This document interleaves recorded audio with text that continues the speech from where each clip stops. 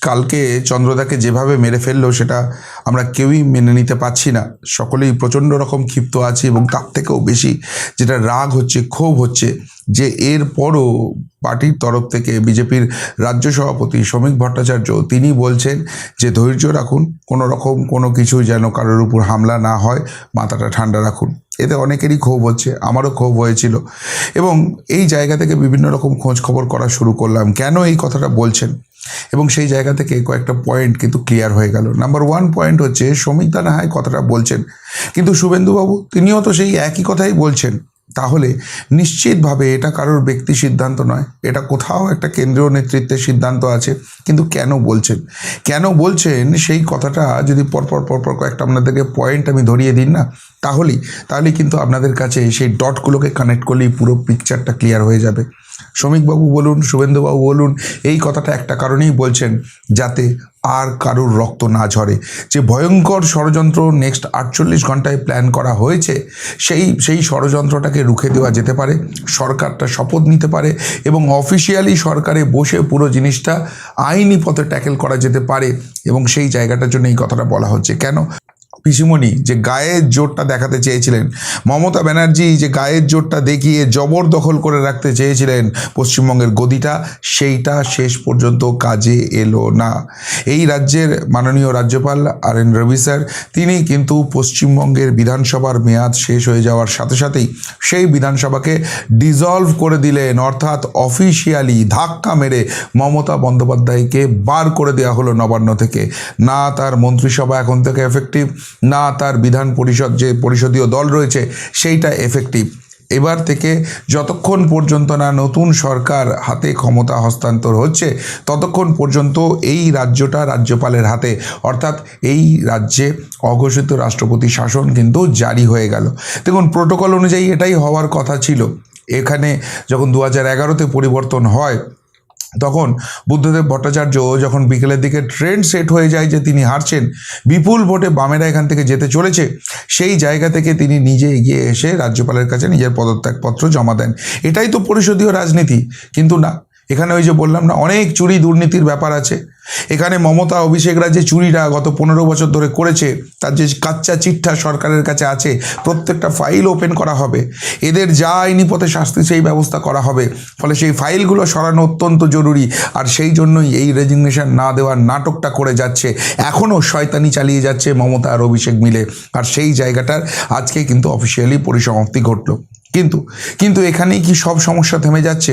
এই তো ডিজলভ হয়ে গেছে, রাষ্ট্রপতি শাসনের মতো অবস্থা হয়ে গেছে, রাজ্যপালের হাতে ক্ষমতা রয়েছে, তাহলে তার চিন্তার কোনো কারণ নেই? না, এখনও চিন্তার কারণ আছে। একটা জিনিস খুব ভালোভাবে লক্ষ্য করুন, যেদিনকে 4 তারিখ এরা হেরে গেল, আমি নিজে তো কাউন্টিং সেন্টারে ছিলাম, আমি সেখানে দেখেছি যে হেরে যাওয়ার পর ভয়ে এরা সব বাইরে চুপচাপ বসে আছে, বাইরে বেরোনোর হিম্মত কারোর হচ্ছে না, জুলজুল চোখে তাকাচ্ছে।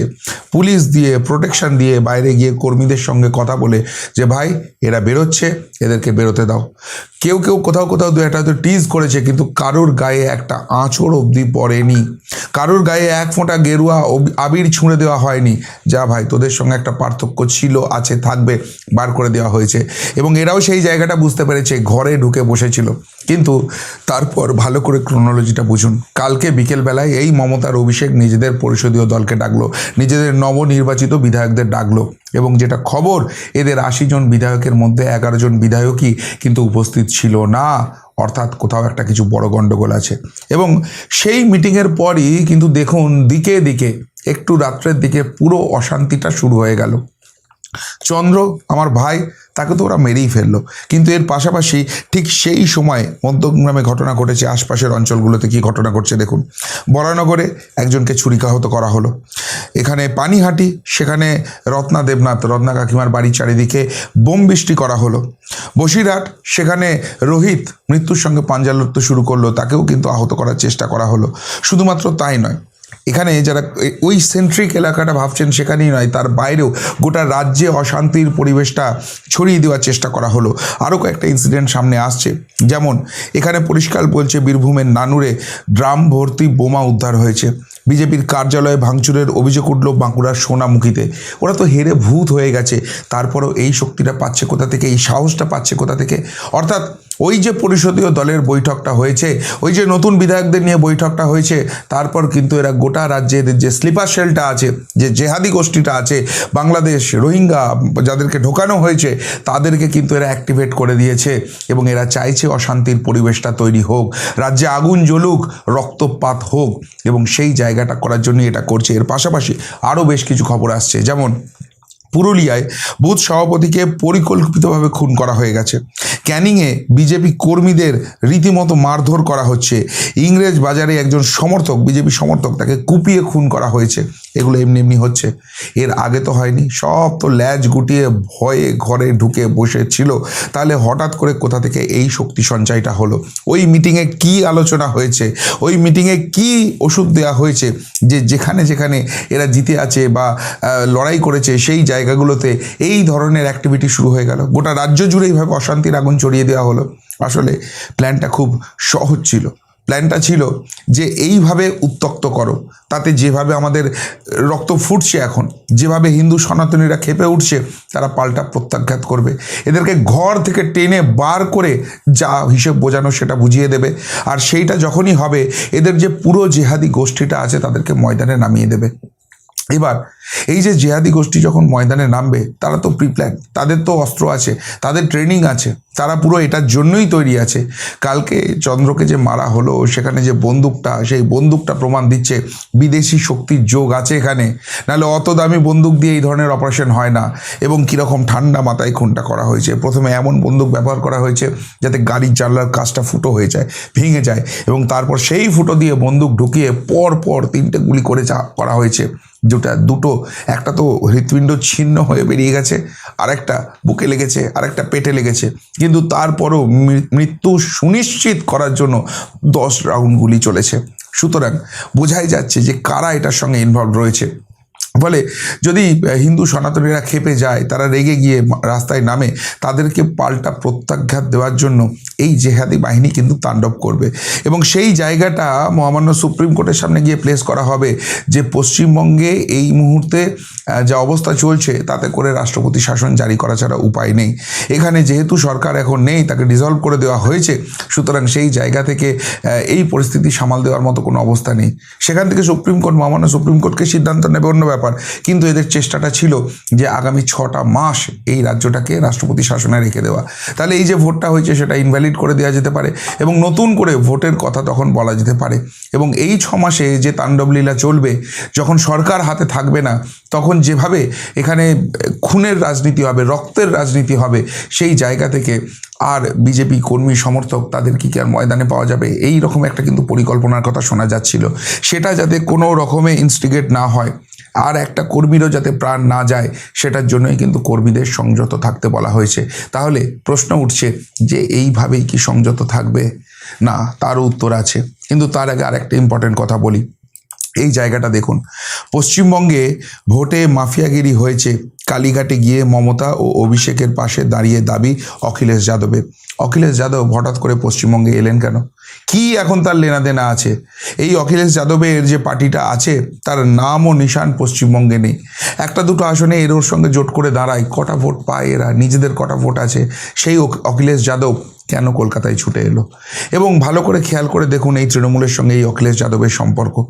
যখন লোকসভা নির্বাচন হচ্ছে, অখিলেশ যাদব তৃণমূল কংগ্রেসকে উত্তরপ্রদেশে একটা আসন ছেড়ে দিচ্ছে যে তোমরা ওখানে লড়ো, তোমরা ওখান থেকে ভোট বার করো, যাতে তোমরা জাতীয় দলের মর্যাদা ফিরে পেতে পারো। এবং মাথায় রাখুন, তৃণমূল কংগ্রেসের উত্তরপ্রদেশে কিন্তু কোনো রকম কোনো জায়গা নেই। এই মমতা ব্যানার্জি যখন অখিলেশ যাদবের হয়ে এর আগের বিধানসভা নির্বাচনে উত্তরপ্রদেশে প্রচারে গিয়েছিলেন, তখন যেখানে যেখানে প্রচার করেছেন সেখানে সেখানে অখিলেশের ভোট কমেছে। তা সত্ত্বেও অখিলেশকে এখানে ছুটে আসতে হয়েছে। এর পিছনে কি রহস্য রয়েছে? আর এখানেই সন্দেহটা বাজছে যে রাষ্ট্রবিরোধী শক্তি, যারা 2024-এর ভোটের সময়ও অ্যাক্টিভেট ছিল বলে বিভিন্ন সূত্রের বিভিন্ন মিডিয়া রিপোর্ট উঠে আসছে, সেই জায়গাটাই কি এখানে একত্রিত করার চেষ্টা করা হচ্ছে? যে কারণে অখিলেশ যাদবকে এখানে ছুটে আসতে হয়েছে। মমতা ব্যানার্জি এখানে হেরে গেছে, তৃণমূল কংগ্রেস হেরে ভূত হয়ে গেছে, তাদের নাম ও নিশান থাকছে না। ফলে কোথাও থেকে কি কোনো ইনস্ট্রাকশন এসছে, সেটাকে এখানে পাস অন করতে এসছে? এই প্রশ্নগুলো কিন্তু উঠছে। অর্থাৎ বারবার যেটা বলা হচ্ছে যে এখন যেহেতু কোনো সরকার নেই, যেহেতু পুরো প্রশাসনের উপর কন্ট্রোল নেই এবং গত 15 বছর ধরে চটি চাটাদের এই সিস্টেমের মধ্যে ভালো করে ঢুকিয়ে রেখে দেওয়া হয়েছে, তারা কিন্তু সিস্টেমের মধ্যে থেকেও এখনও অ্যাক্টিভেট আছে। সবথেকে বড় প্রমাণ, বিভিন্ন সরকারি অফিস সিল করে দিতে হয়েছে, বিভিন্ন মিউনিসিপ্যালিটি সিল করে দিতে হয়েছে। তার কারণ এখান থেকে প্রচুর পরিমাণে নথি সরানোর, নথি চুরির কাজ চলছে। তাহলে এখান থেকেই প্রমাণিত হয় সিস্টেমটা কিভাবে হয়ে আছে।